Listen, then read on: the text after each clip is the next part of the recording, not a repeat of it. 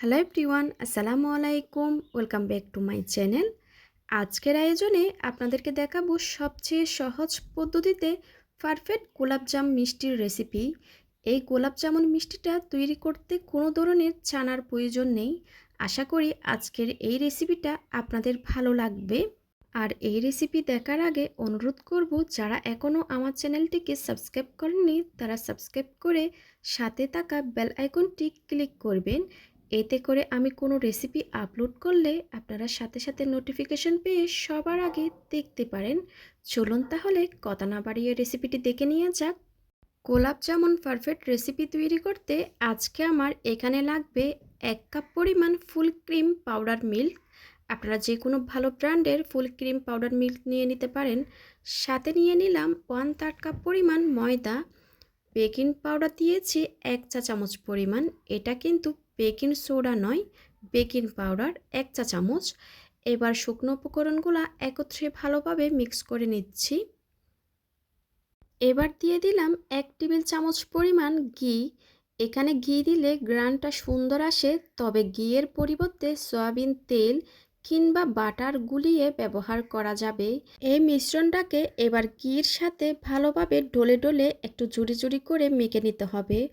অবশ্যই চেষ্টা করবেন এখানে কোনো ভালো মানের ফুল ক্রিম গুঁড়া দুধটা ব্যবহার করতে। এবার ডোটা তৈরি করতে ডিম আর দুধ দুইটাই আমি ব্যবহার করব। প্রথমে একটা ডিম দিয়ে দিলাম, তারপরে দিয়ে দিলাম 1/4 কাপ পরিমাণ দুধ। 1/4 কাপ পরিমাণ দুধটা আমি একবারে না দিয়ে অল্প পরিমাণ দিয়ে মেখে নিচ্ছি। আপনারা চাইলে দুধ বা ডিম যে কোনো একটা ব্যবহার করতে পারেন, আর তরল দুধটা বা ডিম যেটাই ব্যবহার করেন না কেন নর্মাল থাকতে হবে। এই ডোটা কিন্তু খুব বেশি চেপে চেপে মাখাতে যাবেন না, খুব আলতো হাতে মেখে নেবেন। খুব ভালো করে মেখে নিয়েছি। এই ডোটা কিন্তু একটু আঠালো টাইপের হবে, আর যখনই মাখতে যাবেন তখন দেখা যাবে হাতে লেগে যাচ্ছে। এভাবে আঠালো করে মেখে নিতে হবে। এখানে আমার 1/4 কাপ দুধের চেয়ে 1 টেবিল চামচ দুধ রয়ে গেছে। এবার এই ডোটাকে ডেকে রেখে দিব 5 মিনিটের জন্য। 5 মিনিটের মধ্যে ডোটা সেট হয়ে গেছে। হাতে আমি অল্প পরিমাণ ঘি মেখে নিয়েছি। এবার এখান থেকে অল্প পরিমাণ ডো নিয়ে মিষ্টি তৈরি করে নিব। মিষ্টিটা আপনারা কতটুকু বড় ছোট করতে চান অতটুকু ডো নিয়ে নেবেন। প্রথমে হাতের তালুর মাঝখানে রেখে এভাবে সমান করে গোল করে বল তৈরি করে নিতে হবে, কোনো ধরনের ক্র্যাক ছাড়া। আমি আরেকটি মিষ্টি আপনাদেরকে তৈরি করে দেখাচ্ছি। একটু চেপে চেপে বলগুলা তৈরি করে নিতে হবে। একে একে সব বল তৈরি করা হয়ে গেছে। বলগুলা তৈরি হওয়ার সাথে সাথে আমাদেরকে ভাজতে হবে, তাই চুলায় তেল আগে থেকে রেডি রাখতে হবে। তবে কোনোভাবে তেলটা যেন খুব বেশি গরম না হয়। খেয়াল করে দেখছেন হয়তো আমি বলগুলা দেওয়ার পর সাথে সাথে কিন্তু এতে বাবুল উঠছে না। তেলের উপর আস্তে আস্তে এগুলা সময় নিয়ে তেলের উপর ভেসে উঠবে। আর হাতলটা ধরে একটু নেড়ে ছেড়ে দিব। এই পর্যায়ে আমি কোনো চামচ বা স্প্যাচুলা দিয়ে নাড়ব না। যখন উপরে একটু ভেসে উঠবে তখন আমি একটা স্প্যাচুলার সাহায্যে আলতো হাতে নেড়ে ছেড়ে দিচ্ছি, যেরকম আপনারা ঠিক স্ক্রিনে দেখতে পাচ্ছেন। আর চুলার আঁচটা থাকবে মিডিয়াম টু লো হিটে। এবার আমি অনবরত নেড়ে যাব সুন্দর একটা কালার আসা পর্যন্ত।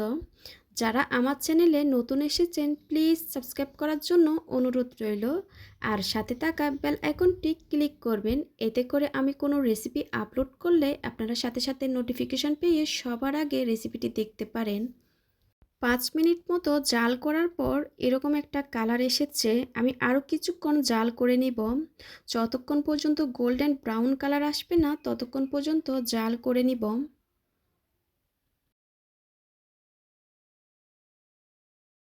মিষ্টিতে কিন্তু সুন্দর একটা কালার চলে এসেছে। এই পর্যায়ে আমি মিষ্টিগুলা তেল থেকে তুলে নিব। আর এই মিষ্টিটা হতে আমার 15 থেকে 16 মিনিট মতো সময় লেগেছিল। একটু সময় নিয়ে মিষ্টিগুলা ভেজে নেবেন। মিষ্টিগুলা ভাজা হওয়ার সাথে সাথে শিরাটা তৈরি করতে চলে যাব। এখানে আমি 2.5 কাপ মতো চিনি দিয়েছি, আর পানি দিয়ে দিচ্ছি 5 কাপ পরিমাণ। চিনির ডাবল পানিটা থাকবে। আমাদের এই শিরাটা একটু ঘন হবে, কিন্তু অনেক বেশি ঘন হবে না। এবার আমি চুলার আঁচটা ধরিয়ে জাল করে নিব 5 মিনিট মতো। চিনি গলে পানির মধ্যে এরকম বলক চলে আসলে এই পর্যায়ে গুঁড়ো দুধের বলগুলা দিয়ে দিব। এই মিষ্টিগুলা পুরা ঠান্ডা হয়ে যাবে না, হালকা একটু গরম থাকবে। গরম শিরার উপর মিষ্টিগুলা দিয়ে দিতে হবে। এবার ঢাকনা দিয়ে আমি ডেকে রান্না করে নিব 10 থেকে 12 মিনিটের জন্য। শিরায় আমি এলাচ দিতে ভুলে গিয়েছিলাম, এই পর্যায়ে এলাচটা দিয়ে দিলাম। এভাবে করে হাতলটা ধরে একটু নেড়ে ছেড়ে দিব। 10 থেকে 12 মিনিট জাল করার ভেতরে কিন্তু একবারও ঢাকনাটা তুলব না আমি। 12 মিনিট হয়ে গেছে। এবার 12 মিনিট পর আমি ঢাকনাটা তুলে দেখিয়ে দিচ্ছি, মিষ্টিগুলা ফুলে কিন্তু ডাবল হয়ে গেছে, দেখতেই পাচ্ছেন।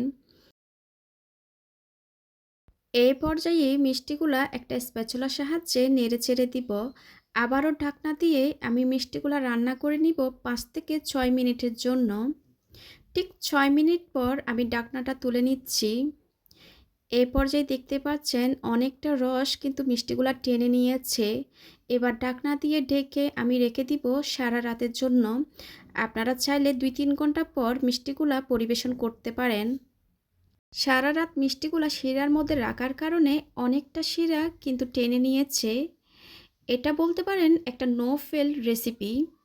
আপনারা যদি আমার রেসিপি হুবহু ফলো করেন, আপনাদের মিষ্টিও এরকম পারফেক্ট হবে। ভেতরটা কীরকম হয়েছে একটা মিষ্টি কেটে আপনাদেরকে দেখিয়ে দিচ্ছি। দেখতেই পারছেন ভেতর পর্যন্ত কিন্তু রস ঢুকেছে। আশা করছি আমার আজকের এই রেসিপিটা আপনাদের থেকে ভালো লেগেছে। আমার ভিডিও ভালো লাগলে অবশ্যই আমার চ্যানেলটা সাবস্ক্রাইব করবেন। ভিডিও রিলেটেড কোনো কোয়েশ্চেন থাকলে সেটা আমাকে কমেন্ট সেকশনে গিয়ে কমেন্ট করে জিজ্ঞেস করবেন। আজকের ভিডিও দেখার জন্য আপনাদেরকে অনেক ধন্যবাদ। সবাই খুব ভালো থাকবেন, সবাই সবার জন্য দোয়া করবেন। আল্লাহ হাফেজ।